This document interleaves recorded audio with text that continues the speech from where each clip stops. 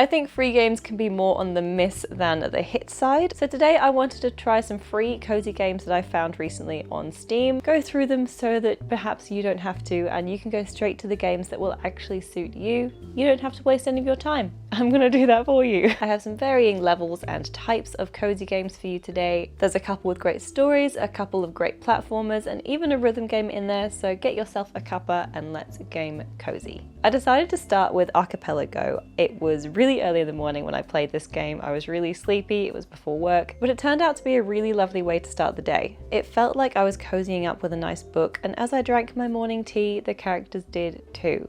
The Archipelgo is a visual novel about brewing tea, and at the beginning of each day you choose the ingredients that go into your tea, and that actually impacts the story. You own a tea shop and live on a floating town in the clouds. One night you spot someone landing on the island during a storm, and this is where our story begins. The ingredients you choose determine the encounters between characters that you can listen to during the day. After about 30 minutes, I had experienced the 3-day cycle of the story. I knew a few things that happened, and I really wanted to play again to find out more. Being new to visual novel games, it was really great to try one for free. I had no idea I liked visual novel games, but now that I have tried this one, I'm definitely more inclined to play it again and to actually go out and look for other ones to play. If you like short, relaxing story games, or like me, you're open to trying them, I definitely recommend giving the Archipelgo a try. So after work, since I had woken up for the day, I downloaded Stewart the Fox and Breadsticks. Both of these feature foxes, and both of these feature me dying a lot, time after time after time. Breadsticks even kept a tally. Isn't that sweet? Stewart the Fox is where I began, and it is purposefully tricky and unforgiving, basing itself on retro games, and I can personally say, yeah, it was really tricky. This game has 4 levels and I beat none of them. Any time I made progress was very short-lived, and I ended up uninstalling it about 20 minutes after I started to play. Saying this, I do see the appeal, and knowing it was made by one developer over the time span of 2 weeks makes it really impressive. If you and a friend are competitive, I think this could be a good one to download and challenge yourselves to speedrunning. I can see the appeal, we'll put it that way, but it's not for me this time. Breadsticks I did manage to complete despite dying a lot, and that's probably because there was only one level and only a few things I had to deal with it being a side scroller as opposed to 3D. Breadsticks is actually a student project and was also super hard, but it had a cuteness factor going for it. You play as a cute little fox on his way to afternoon tea with Mr. Bear, you carry a teacup on your head, and you gather 3 breadsticks throughout the level. The game teaches you how to play as you go, but that didn't stop me from dying every step of the way an embarrassing amount of times. But whenever I did master the breadstick mechanic, I did feel pretty cool. Breadsticks only has the 1 level, but that 1 level was really well made. I adore the cute character, and the creator did a really great job.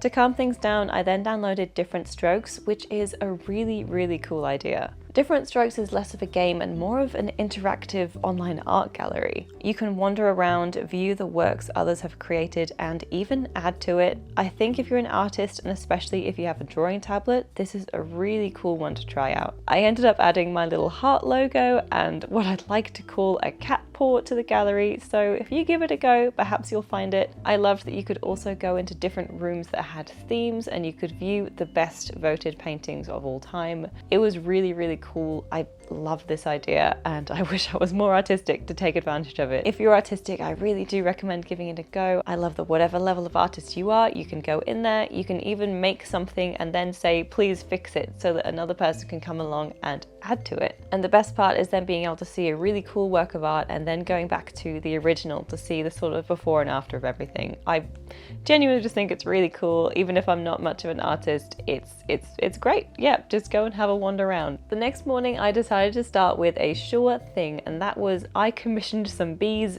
0. I say 0 because there are actually a lot of these games. They're all pretty cheap, but this first one is totally free. Totally free, it comes with 10 levels, and I guess that means there's 1,000 bees to find within this game. Each level has an illustration. That illustration has 100 bees within it to find, plus some bee-themed extras.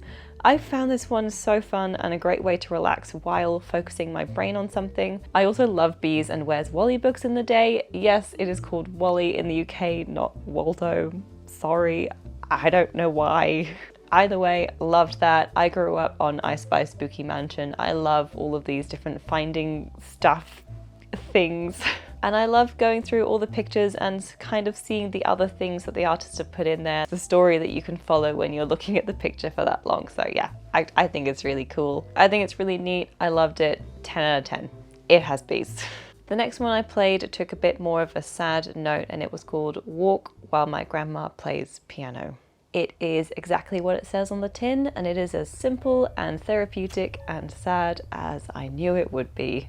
You walk down the street, and as you walk forward, the street lamps crackle on. My footsteps kept a pleasant stride, and the piano would play. Anytime you stop and look around, the piano will stop too, and of course when you start walking forward, the piano starts up again. For 10 minutes plus the time I decided to stop and look around, I found myself drifting off into thoughts, allowing myself to relax, to meditate, and even shut my eyes for a bit. After that, Grandma starts talking, describing moments of her life with her partner and the trips they would take. It's a hard life, Johnny Daddy. Yeah. Yeah. I don't know. I'm lost without him. I knew I would cry, but I didn't try to stop it. It was sad but honest and told parts of life that we don't usually try to think about, despite how normal or inevitable it might be. It was a beautiful experience that I really recommend, and now I somehow feel a part of.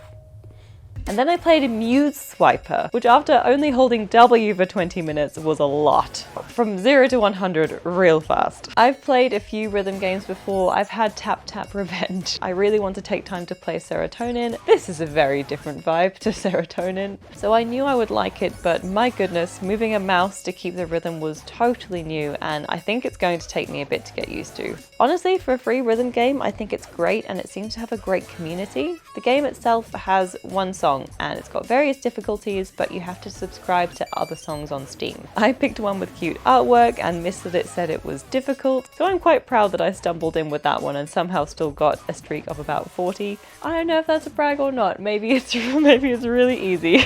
I wasn't sure I'd like this one, but I think I do. I think it's good as a kind of mindless thing to keep the beat to. Yeah, it still keeps your brain engaged in something. You can zone out your brain and just zoom in on following the beat, and I think that's pretty fun. I would try it again. And that is where my free gaming adventure ends for the day. My mouse hand feels weird, but I'm really happy that these free games exist, that I could try them for free, and now I feel like I know a few more genres that I want to try and are worth spending money on for me. I also kind of wish I'd filmed it and took you guys along for the ride, so I think next time that's exactly what I'm going to do. So let me know if you like this, and I'll do a number 2 in this series. Thank you for watching, and thank you all so much for all of the recent comments. It really does warm my heart to read them and to know that people are enjoying my content. I feel so lucky that people have found my channel and that you're enjoying it. Just, yeah, great.